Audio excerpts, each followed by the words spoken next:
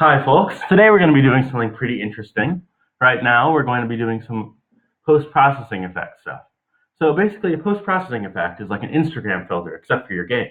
And in virtual reality, it allows us to make our projects look even cooler by adding effects that many film studios use to make their movies have certain depth and color vibrance.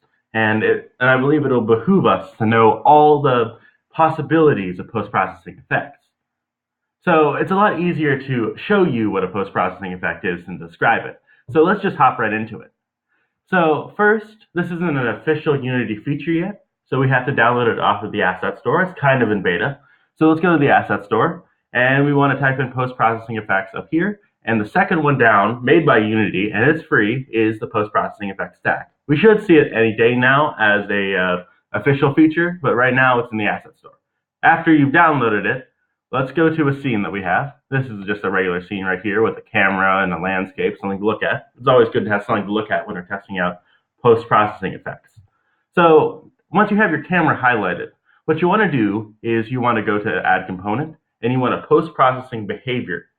Now this script basically takes a behavior that we define and puts it and overlays it over the camera. So when we click that, we'll be asking us for a post-processing profile. Now I would go into your asset folder right here, and let's just go somewhere you can find this. Let's just right-click, create, and then it's post-processing profile right here. Now it'll be empty. Name it something that you'll remember it by. Named. I'm really bad at this. Do as I say, not as I do. But when you click up, this thing will start to pop up. So I'm just going to drag my game thing right here so you can see how it looks like. And let's go back to our camera and let's drag this post-processing profile right in. So when we edit this, we have a number of options available to us. Debug views, help us see what we're doing. We can add fog, anti-aliasing, ambient occlusion, screen space reflections, depth of field, motion blur, eye adaptation, bloom, color grading, and many more features. Now, if you're familiar with film or Photoshop, you've probably seen these features before.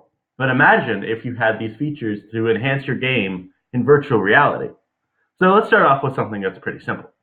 What if we want to, make our game look slightly better? So you can see all these reflections right here. Let's just add screen space reflections. As you can see, our reflections got slightly better. What we want to do next is maybe, since we have a focused target, let's add a depth of field. Now, with our depth of field, if we play around, we can see how it gets blurry and unblurry, which we want is a perfect amount of blur. Let's set it to motion, the FOV, so that it just knows smartly how to do it all. Now, next, we have something called a motion blur. Now, you've probably seen video game trailers using this before in the past. It basically takes any motion it sees on the screen and blurs it. And it has a cool effect, but it could make someone dizzy in VR. So I'd use it sparingly. But for this simple non-VR tutorial, I'll show you what it does. Now, eye adaptation and bloom have to do with the light.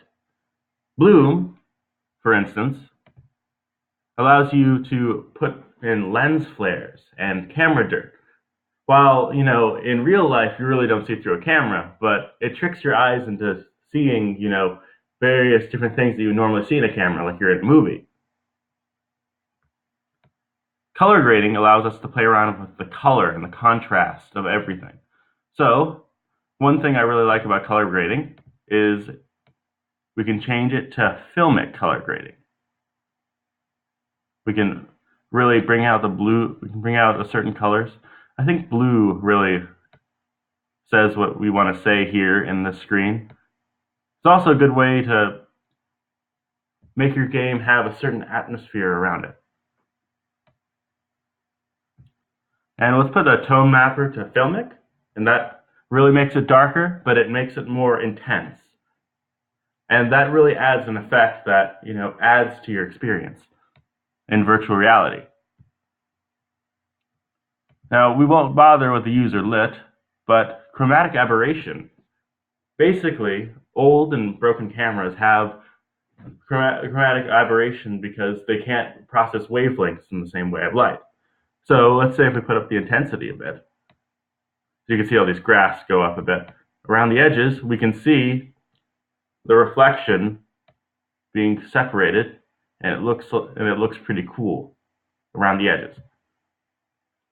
Now, grain is basically a layer of noise that you can put over your scene, and it's in theory supposed to make it look less obvious, so that the user doesn't pay attention to it as much. I do it for a background, but not for your main thing you want the user to focus on. So it's like having white noise over a television screen. Now, a vignette does exactly what any other vignette would do. It makes it dark around the edges so that you focus.